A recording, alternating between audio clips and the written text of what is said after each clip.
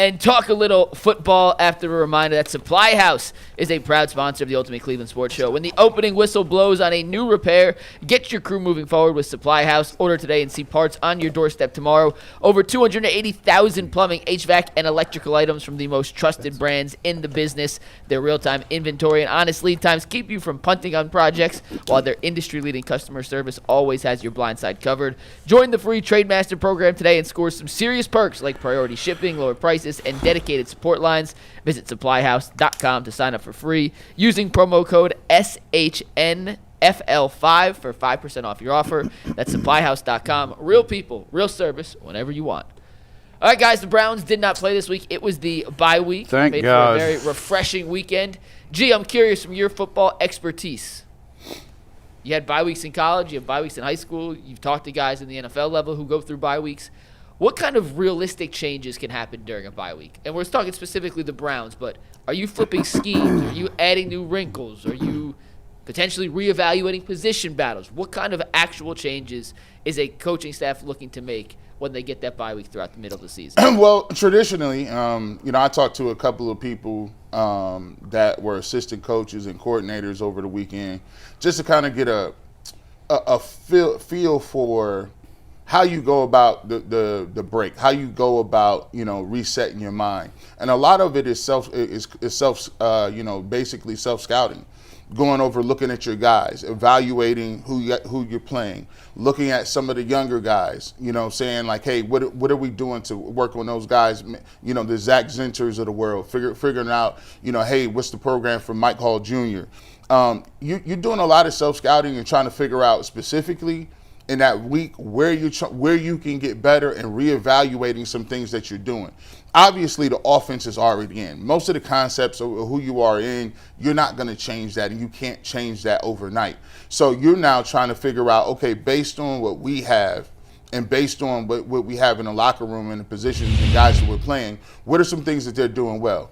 I don't know about everybody else. I mean, if Malachi Corey is going to be getting touches and he's going to have two plays where he's looks explosive, you want to give him the ball some more. You want to give him more reps. Like, you want to look and see what guys are doing what and evaluating, because sometimes you have a depth chart that you want to look at and you may say, well, we already said we're going to give Isaiah Bond a long runway because he's one of our most athletic guys.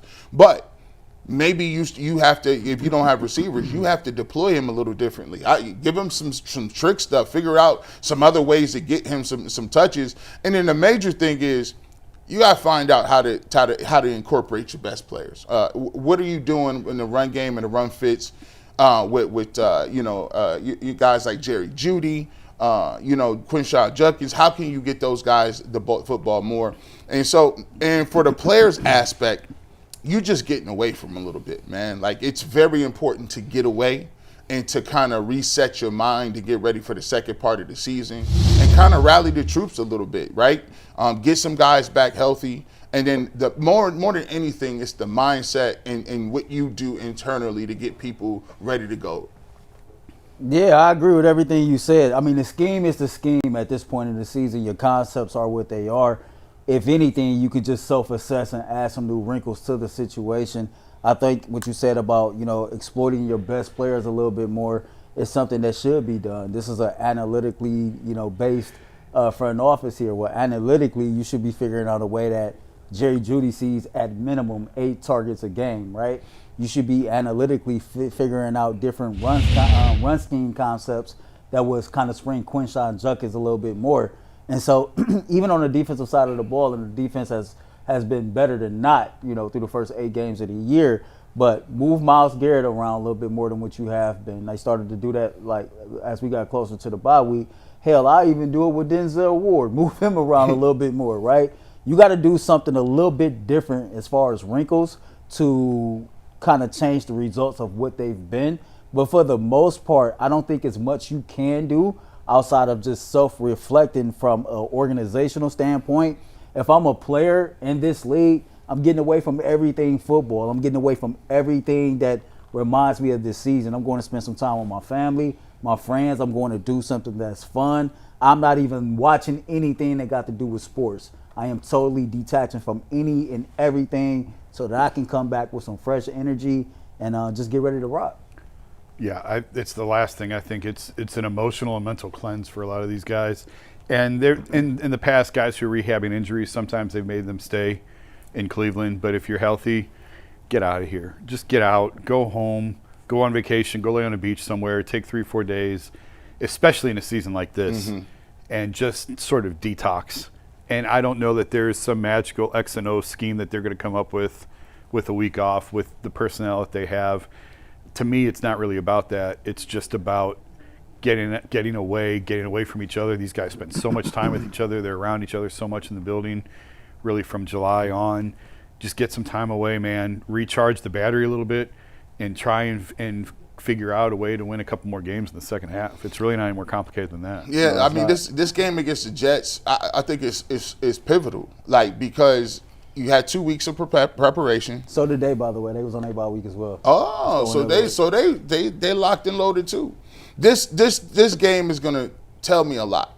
It's going to tell me exactly where they pivot or where they go from here. Because if they win the game and they get a win, that resets a lot of things. You know, it's just like we watched with the Miami game, right? You win a game like that, it kind of resets where you're going, and the thoughts is, okay, well, now we've shown some tangible results. We might not be making a change at quarterback. We might not be. I'm not turning the plays over. I might not be doing none of that if you can get a win. But if you come out here and you lose, then, you know, it adds more pressure on you because it's a bye week. It's a Jets game, and this is one of the games that people circle as a winnable game. So the Miami game, they did what they needed to do because it was Miami. We circled it. They got it. These are the games you got to get. If they don't play young guys and they lose against the Baltimore Ravens with Lamar Jackson, I mean, it's the Ravens with Lamar Jackson, dog. But this one, I got to have. I got to get this one, right? Because it's in front of you, and the Jets are a winnable football game for a team that don't have a crazy amount of wins that you can just check the boxes off of. Yeah, I ain't going to lie to you. I guess how they win, to me, would matter more if they win. I don't think them just winning this game will kind of like tell me more than what I think I already know. And I don't think it's going to change my personal opinion on where my stance is with this current regime as is. I look at this situation as you got two teams that are bad teams that both had an extra week to prepare for each other. You got a head coach that's tenured versus a head coach that's a rookie head coach. The defenses are both pretty stout. Quarterback play on both teams is horrific. You can flip a coin and see who got the worst pass catchers. They got Garrett Wilson, so their receiving core is probably better than ours. It would just matter to me how we come out here, how we play, and if we were to win, how we win. You look at, some of the games from yesterday, for example, right? You look at the Titans and the Chargers game. The Chargers ultimately won that game, but the Titans was in that game because they scored touchdowns on defense and on special teams, right? Not because their offense put them in a situation to have success or put them in any type of situation that made their fan base feel better about anything. So let's say that's the Cleveland Browns. We get another pick six and we get some type of special teams touchdown, but we got like 110 total yards offense for the game. 110? That ain't going to make nobody feel better about the situation at hand. If Kevin, if Dillon, if everybody on the offense and they come out here and they play average or competent offensive football, okay, then that causes for another conversation. But to me, it won't be just about if they win. How do they look like? How do they perform will kind of like make me get off of whatever it is that I'm on. But if they just come out here and it's the same old, I don't really feel like that changes anything. Mike, you got something?